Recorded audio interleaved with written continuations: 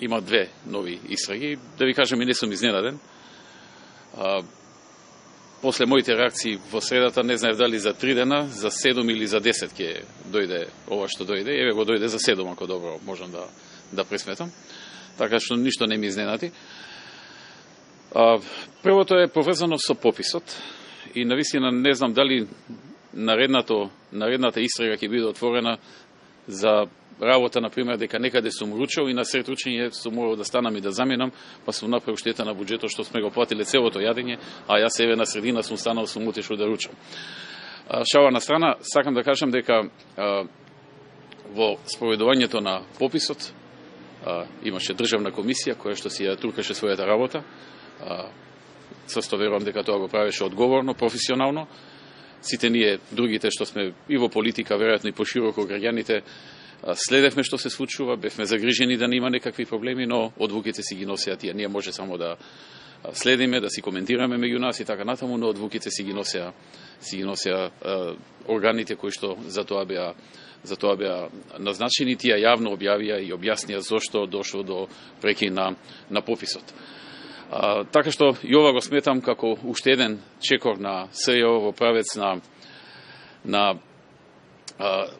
обид да ги зацкријат, да го дефокусираат вниманието на јавноста од она што се случува во земјата. Знаете, не можат СЈО да одржат толку пресконференции и да отворат толку истраги колку што Заев може да направи глупости. Значи, тој е многу побрз, подинамичен и почесто ги прави глупостите, отколку што тие можат да отворат истраги и да одржат пресконференции со цел да ги зацкријат неговите глупости што секојдневно ги прави, неговите грешки, сите работи што се случуваат. Тие се трудат, меѓутоа не можат да постигнат.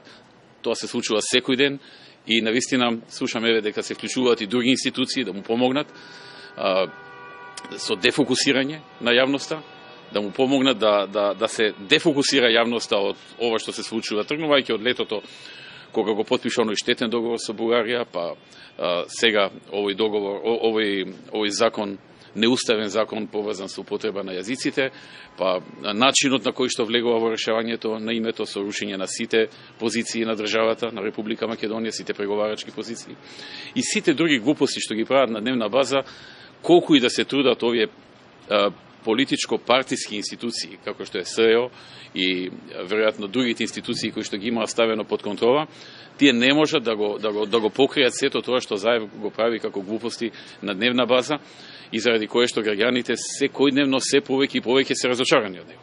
Значи, првото беше поврзано со пописот, каде што како што разбрав ќе се води истрага дали јас сум влијаел или не сум влијаел, како да се работи за мали деца. Како да некои мали деца, малолетни го спроведувале пописот, па дали јас нешто сум влијаел или не сум влијаел. Таму имаше сериозни луѓе, имаше сериозна државна комисија која што си ја гледаше својата работа, секојдневно примаше извештаи од она што се сеќавам доаѓа од терен, барем кај нас, веројатно и кај нив извештаи кои што укажуваа на многу проблеми.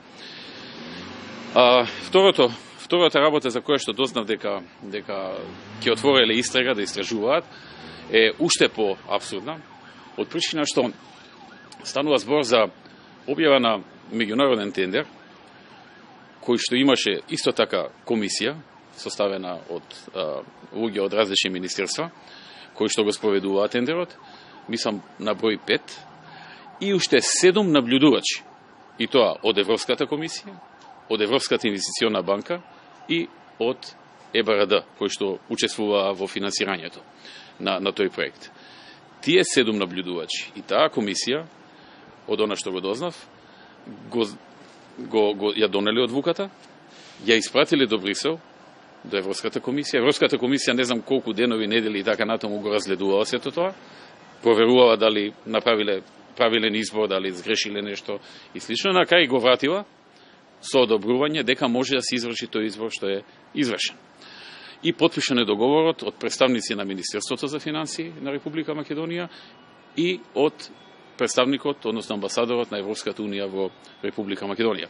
Значи, тие се потписниците на договорот со компанијата Актор. Потоа, по извесен период, по некаква пријава или гласини, Европската комисија отворила истрага, за да провери дали се било во ред. Истрагата траева не знам колку време и според информациите што ги имам, минатата година ревизорското тело на Европската комисија ги известило владините органи дека ја завршиле таа истрага и дека нема забелешки никакви на постапката. Така што овие стануваат толку апсурди и смешни овие обиди на СЈО да го дефокусира вниманието на јавноста од крупните случувања за редефинирање на државата, што тоа станува и смешно.